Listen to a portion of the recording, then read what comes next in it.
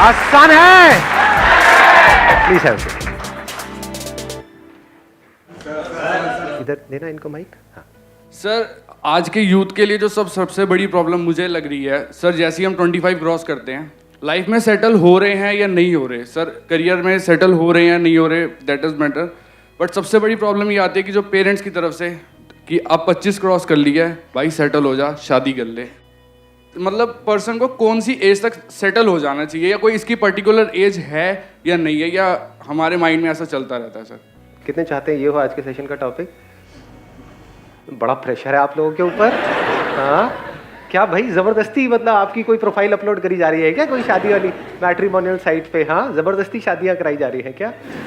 ओहो कितना बुरा हो रहा है सर। आप मतलब सर एक आप इस तरह का मैसेज दे दीजिए ताकि हमारे पेरेंट्स भी इस चीज को समझे कि आपके पेरेंट्स आपकी तो सुनते नहीं, मेरी सुनेंगे? बिल्कुल सुनेंगे सर, सर बिल्कुल सुनेंगे। है आपको? बिल्कुल सर।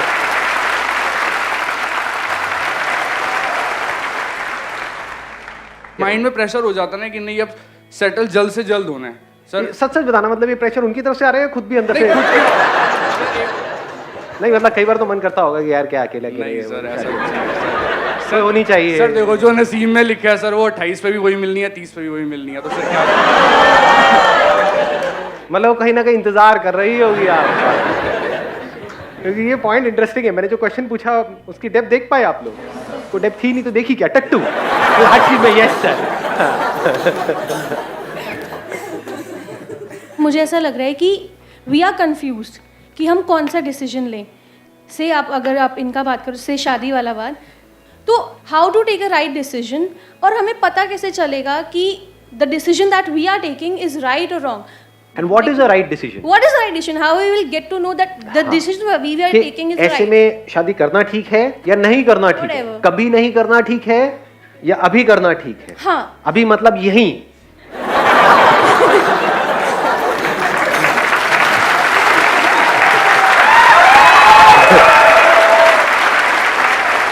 यहीं पर एक हवन कुंड लगेगा। मंगला देखो आता है।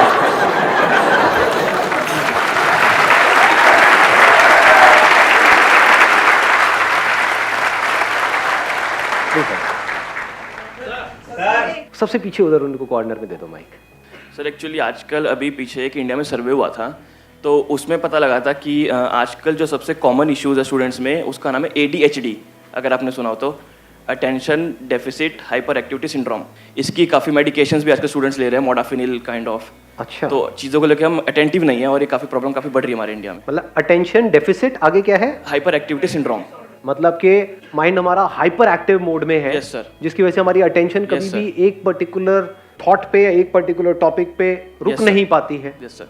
तो कैसे रोकें यस सर। अपने माइंड को अटेंशन किसी एक पर्टिकुलर प्रॉब्लम के ऊपर, यस सर, जिससे कि उस प्रॉब्लम का हम सोल्यूशन निकाल सके? Yes sir. क्योंकि कोई ऐसा माइंड जिसके अंदर एक साथ में बहुत सारी चीजें घूम रही है, तो वो क्या डिसीजंस लेगा? अब वहां पे राइट डिसीजंस क्या है जो अभी आप बात कर रहे थे? Right decision, what is a right decision? पहले इस थॉट के साथ ठहरना होगा ना। जो भी आप डिसीजन लेना चाहते हो लाइफ में, उसकी हर साइड को देखना होगा, उसके प्लस को भी देखना होगा, उसके माइनस को भी देखना होगा, फिर डिसीजन लेना होगा कि मेरे लिए क्या करना सही है।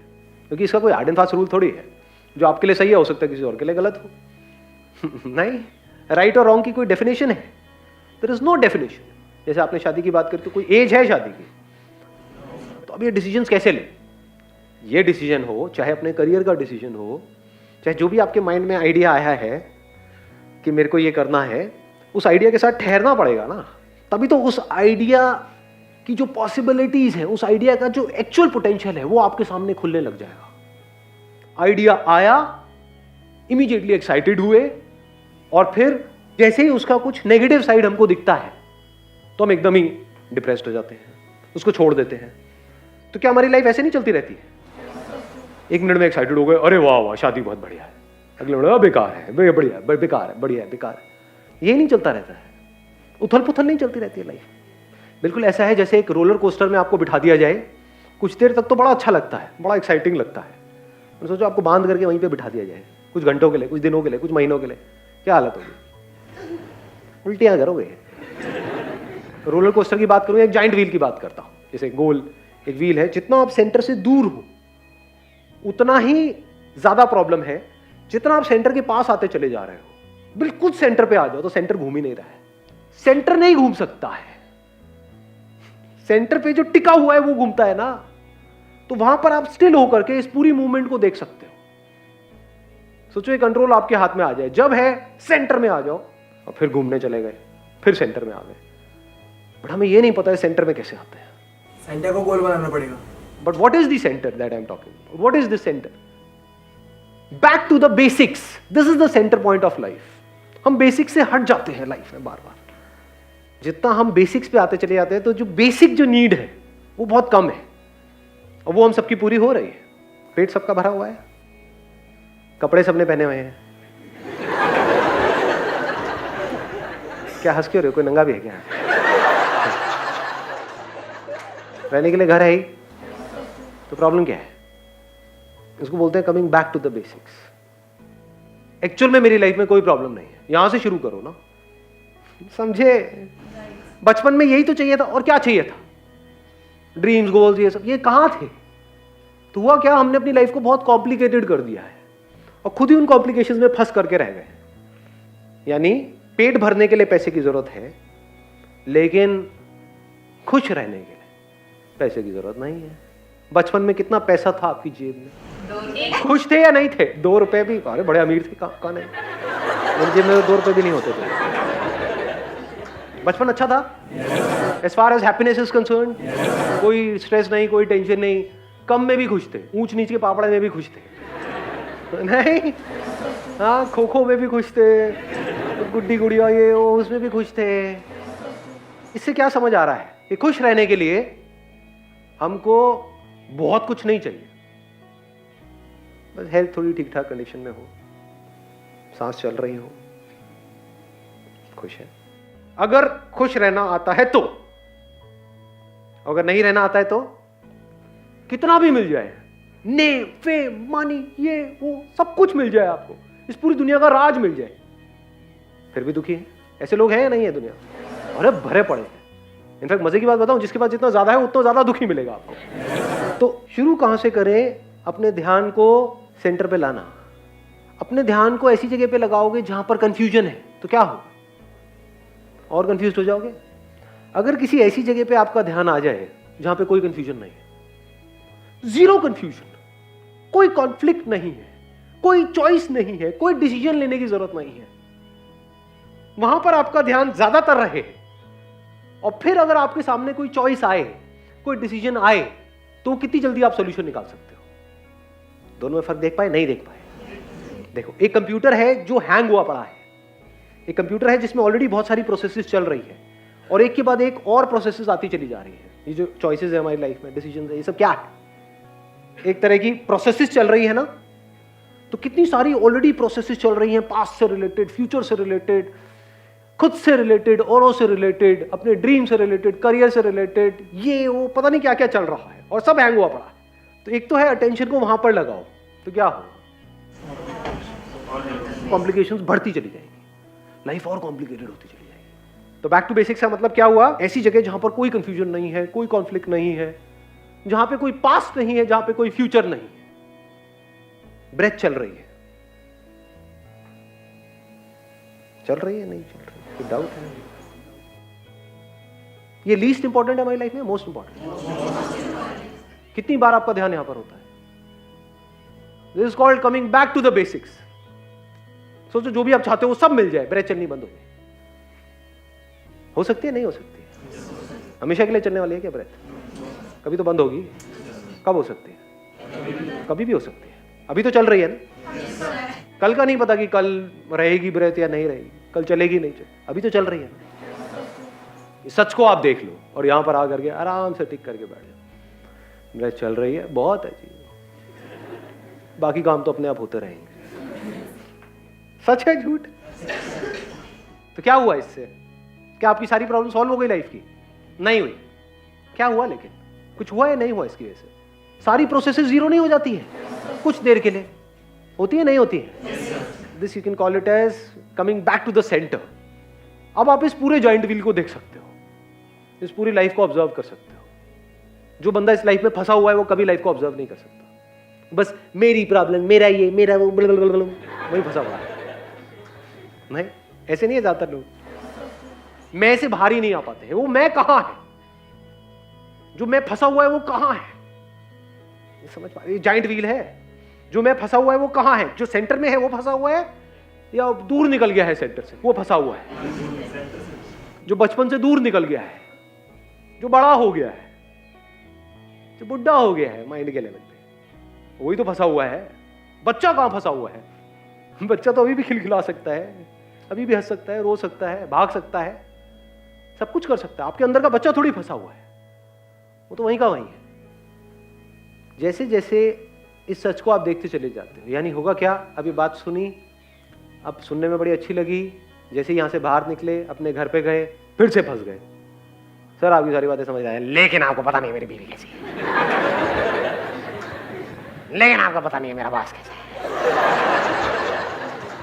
है। लेकिन हम क्या कर रहे हैं, भटक गए फिर से लोगों में, चीजों में। क्लियर सोचने के लिए हमारी अटेंशन फ्री होनी चाहिए। आप आपकी ब्रेथ ज्यादा हो या आपके सक्सेस फेलियर ज्यादा हो। जो आपके सक्सेस फेलियर है, जो आपकी नॉलेज है, एजुकेशनल क्वालिफिकेशन है, अगर उसको निकाल भी दो आपके माइंड से, तब भी क्या मरने वाले हो? ब्रेथ को निकाल दो तो पास्ट में कुछ गलत आपके साथ हुआ है, वो चाहे रहे या निकल जाए यहां से, कोई फर्क पड़ने वाला है? मैंने यहां पे इसीलिए रहे भी लगा दिया, क्योंकि अगर ये बात समझ नहीं आई तो आप उसको निकालने की कोशिश करोगे। क्यों निकालने की कोशिश कर रहे हो? क्योंकि आपको लगता है कि अगर वो रहा तो मेरे को कोई फर्क पड़ने वाला है। पास्ट में बहुत बुरे बुरे एक्सपीरियंसेस हुए, अगर वो पड़े भी रहे कोई फर्क पड़ने वाला है? ब्रेथ तो चलती रहेगी ना फिर। समझे? अगर ये बात समझ आ रही है तो एक झटके में आपका पास्ट गया। Now there is no past, no past in the sense in your attention there is no past, otherwise past is there, memory पड़ी हुई है, जरूरत है तो वो काम आ जाती है, but you don't go there. वहां पर बैठे नहीं रहते हो कि हाँ पास में ये मेरे साथ गलत हो गया, ये अच्छा हो गया, so what, that is a very tiny little part of who I am. ये बात सच है झूठ है? है वो आपका पार्ट है, बट कितना बड़ा पार्ट है? छोटा सा नहीं। हम सुबह से रात तक कहां फंसे हुए हैं? रिलेशंस में, पोजेशंस में। जो भी रिलेशंस आपके हैं, अगर वो सब खत्म हो जाए तो क्या नए बन सकते हैं? नहीं बन सकते? बन सकते हैं। तो क्या आप आपके रिलेशंस हो? अब मैं ये नहीं कह रहा रिलेशंस को खत्म कर दो, पड़े भी रहे तो क्या दिक्कत है, और खत्म भी हो जाए तो क्या दिक्कत है? वही तो रिलेशनशिप में एक्चुअल में सामने वाले को फ्रीडम दे सकता है। जिसको डर है कि अगर रिलेशनशिप खत्म हो गई तो पता नहीं क्या होगा, वो तो कब्जा कर लेगा सामने वाले के ऊपर, उसको पकड़ लेगा, उसको पोजेस कर लेगा, वहां पे जेलसी आ जाएगी, वो इस थॉट से ही पागल हो जाएगा या हो जाएगी कि अगर उसने मुझे छोड़ दिया तो पता नहीं क्या हो जाएगा। तो ये जिसको मैं कह रहा हूं छोड़ना रिलेशनशिप को, वही एक्चुअल में एक अच्छी रिलेशनशिप का ग्राउंड है। आप जितना छोड़ दोगे उतनी ही रिलेशनशिप बढ़िया हो जाएगी, क्योंकि सामने वाला बंदा कभी भी सफोकेट नहीं होगा। तो जब आपका माइंड यहां से फ्री हो जाता है, रिलेशनशिप से फ्री कैसे होता है? रहे तो बहुत बढ़िया है, ना रहे तो कोई बात नहीं। ये आप उसको नहीं बोल रहे, अपने अंदर बोल रहे, कान के नीचे घुमा के पड़ेगा, उसको तो झूठ बोलना पड़ेगा, नहीं नहीं मैं मर जाऊंगा, मुझे छोड़ दो, कि अंदर ही अंदर हंस रहे हो, अरे कोई बात नहीं। और ऐसे को कोई नहीं छोड़ता, सच बता रहा हूं। आप खुद सोचो, कोई ऐसा पर्सन जो आपके साथ में बिल्कुल इस तरीके से है, यहाँ तुम्हें जो करना है करो, रहना है रहो साथ में, छोड़ना है छोड़ दो, जो तुम्हें ठीक लगे बता देना, I am okay with all the options. तो क्या ऐसे से कोई लड़ाई झगड़ा होने की गुंजाइश रह जाती है? प्यार बढ़ता है, प्यार बढ़ता चला जाता है, वहां से प्यार की शुरुआत होती है। एक्चुअल में तो प्यार वही है ना। तो रिलेशनशिप्स को आपने अपनी जगह पर रख दिया कि relationships are a very small little part of life. Life तो बहुत बड़ी है ना, उसका एक छोटा सा एस्पेक्ट है रिलेशनशिप्स, छोटा सा एस्पेक्ट है पास्ट, छोटा सा एस्पेक्ट है पोजेशंस। पोजेशंस मतलब क्या? अब जो भी मेरे पास में है, जो भी है, जैसा जितनी भी चीजें हैं, उसमें पैसा भी आ गया, वो रहता है रहे, नहीं रहता कोई बात नहीं। क्या ये अपने अंदर से बोल सकते हो? Yes sir. अरे सुनना मैंने क्या बोला है। जिस मंदिर में जाकर के आप लाइनों में खड़े होते हो, प्रसाद चढ़ाते हो और भीख मांगते हो कि हे भगवान मुझे ये चाहिए वो चाहिए वो चाहिए, वहां जाकर के उस भगवान के सामने बोल सकते हो अपने पूरे दिल से कि भगवान मेरे पास में जो भी कुछ है, जो चीजें हैं, जो लोग हैं, वो रहते हैं रहे, नहीं रहते कोई बात नहीं, बोल सकते हो? अरे छोड़ो, भगवान कई बार सुन लेता है। मतलब कल सुबह उठे, बोलूंगा नहीं,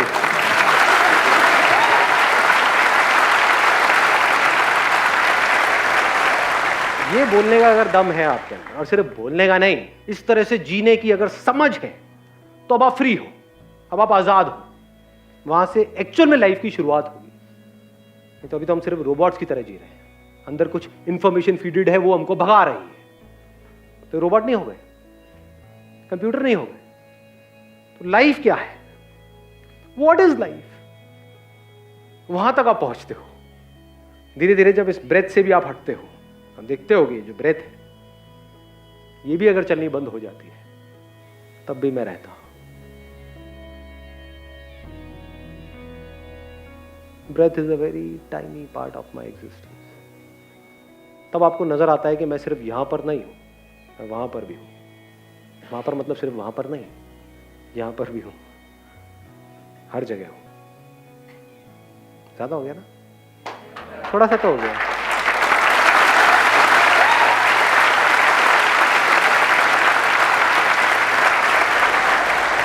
कौन हो आप? मतलब कभी अपने सच तक पहुंचने के बारे में सोचा भी है, या बिजी हो चिंदी चीजों में सुबह से रात तक?